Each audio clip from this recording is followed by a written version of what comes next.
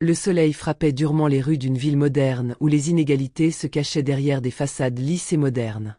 Les gratte-ciels étincelants semblaient inviter à un avenir prospère, mais sous cette surface se dissimulaient des fentes, des fissures invisibles mais palpables.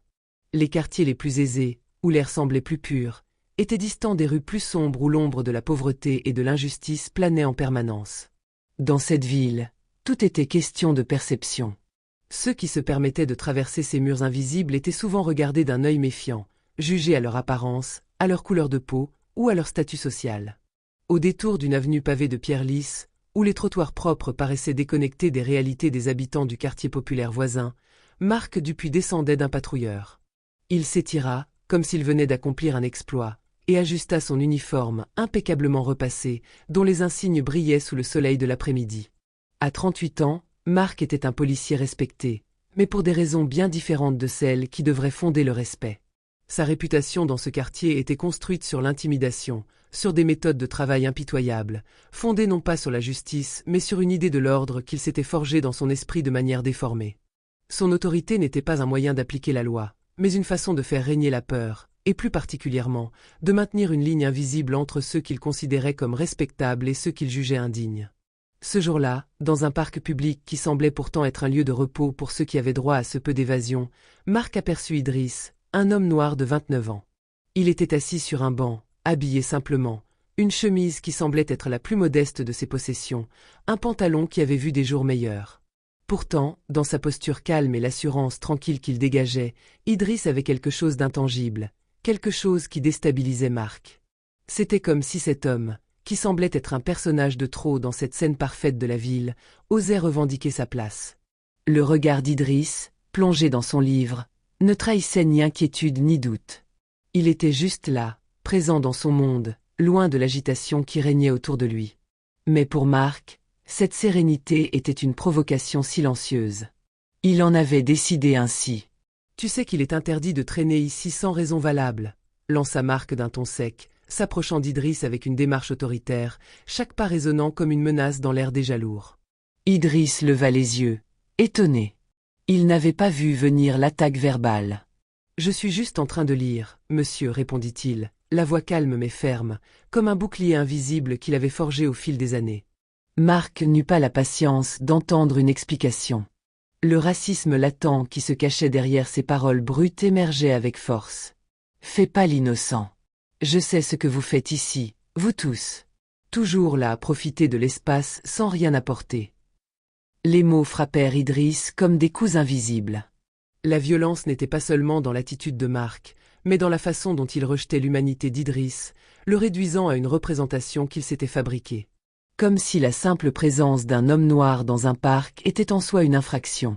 Idriss, bien qu'il fût pris de surprise et d'un léger tremblement de frustration, choisit la voie de la sagesse. « Je n'ai rien fait de mal, je ne suis pas ici pour causer des ennuis, dit-il, sans lever la voix, ni répondre à la provocation.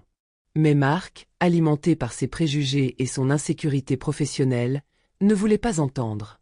Il n'avait pas d'autre lecture de la situation que celle qu'il s'était forgée dans son esprit fermé. « Fais pas ton malin. C'est toi qui crois que tu peux te poser là, tranquillement, en pensant que la ville est à toi. » Marc franchit une ligne invisible. Dans un geste brutal, il saisit le bras d'Idriss avec une violence démesurée, comme s'il voulait marquer son autorité, un geste qui semblait être plus une affirmation de pouvoir qu'une action légitime. « Viens avec moi au commissariat, ordonna-t-il, comme si Idriss était une chose qu'il pouvait déplacer à sa volonté. Le contrôle, qui aurait dû être simple, vira en affrontement. L'attitude de Marc, si arrogante et sûre d'elle, ne laissait aucune place à l'erreur. Les témoins autour se murmurèrent, certains filmant déjà la scène, mais la peur de l'autorité les paralysait.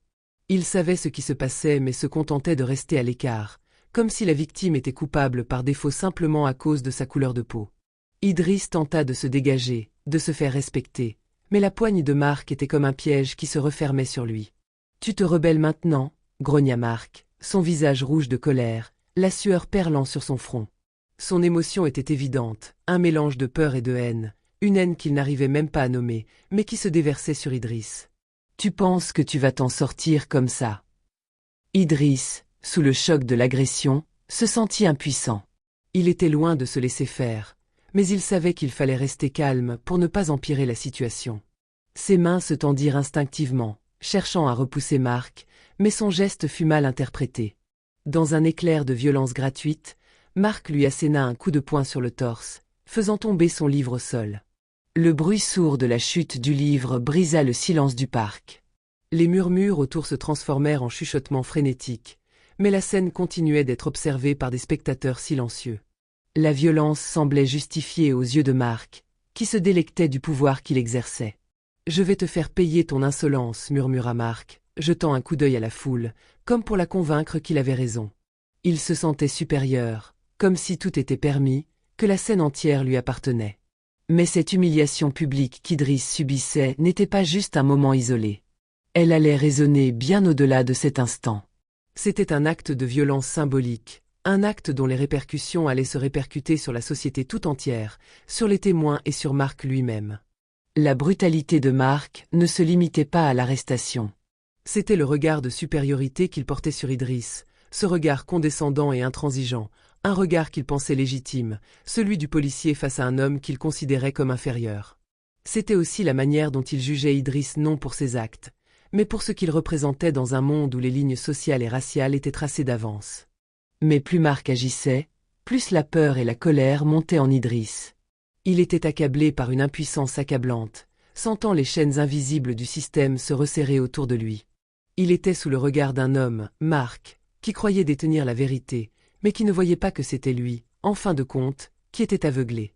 Le lendemain, le vide autour de l'incident ne tarda pas à se remplir d'échos qui résonnaient bien au-delà des murs de la ville.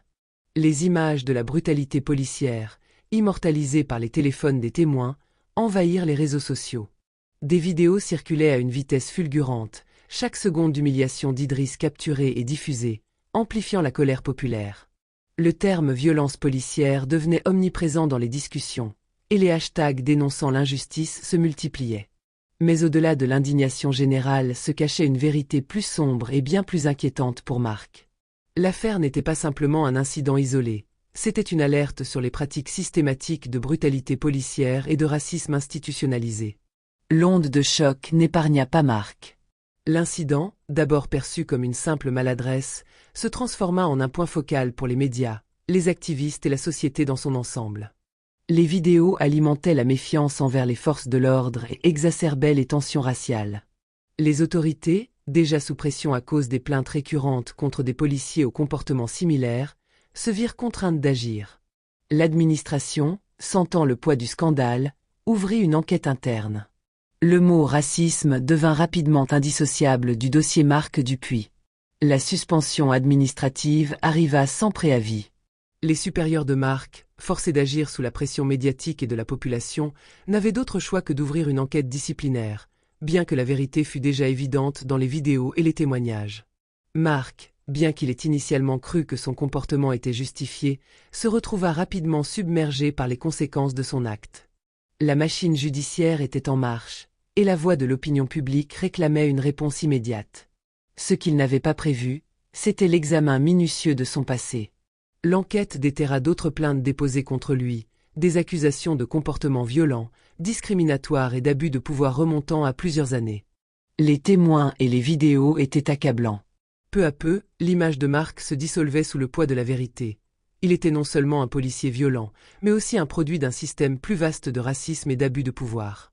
Quelques mois plus tard, Marc Dupuis était devenu un non connu de tous, mais pas de la manière qu'il avait imaginé. Plutôt que d'être salué comme un protecteur de l'ordre, il était désormais l'incarnation du racisme systémique, un exemple frappant de l'injustice que subissent trop de citoyens chaque jour.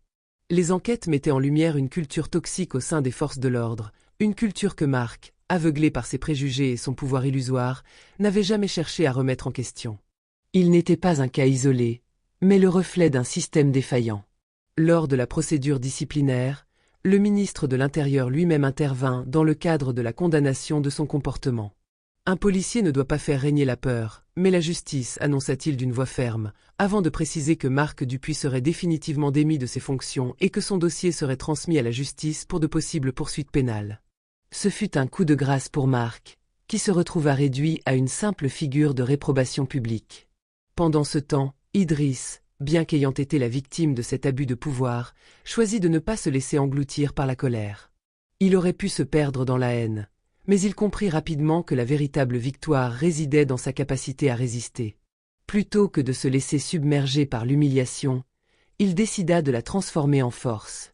Idriss porta plainte contre Marc, non seulement pour lui-même, mais pour tous ceux qui, comme lui, avaient été victimes de violences policières. Dans son discours public, il parla de l'humiliation qu'il avait vécue, mais aussi de la nécessité de réformer profondément le système de la police pour éliminer les discriminations systémiques. Ce faisant, il devint la voix de ceux qui n'avaient pas été entendus, une voix d'espoir et de résistance. Idriss ne se contenta pas de réclamer justice pour l'agression qu'il avait subie. Il appela à un changement de fond, à un renversement de la mentalité au sein des forces de l'ordre, un appel à la responsabilité. Sa voix, autrefois silencieuse, devint celle de la vérité. Il savait que son combat ne faisait que commencer, mais il était déterminé à aller jusqu'au bout. Quant à Marc, il perdit tout ce qu'il avait construit au fil des années. Sa carrière, sa réputation, son identité, tout se disloqua. L'homme qui croyait incarner l'ordre et la justice se retrouva démasqué, réduit à un symbole de l'abus de pouvoir. Et bien que la perte de son poste au sein de la police ne fût que le début de ses ennuis, Marc finit par comprendre, trop tard, que ses actions n'avaient pas seulement détruit sa propre vie, mais qu'elles avaient aussi nourri un système pourri jusqu'à la moelle. Un système qui, un jour ou l'autre, se retournerait contre lui. Il était devenu, malgré lui, un exemple de ce qui se passe lorsque le pouvoir est laissé sans contrôle.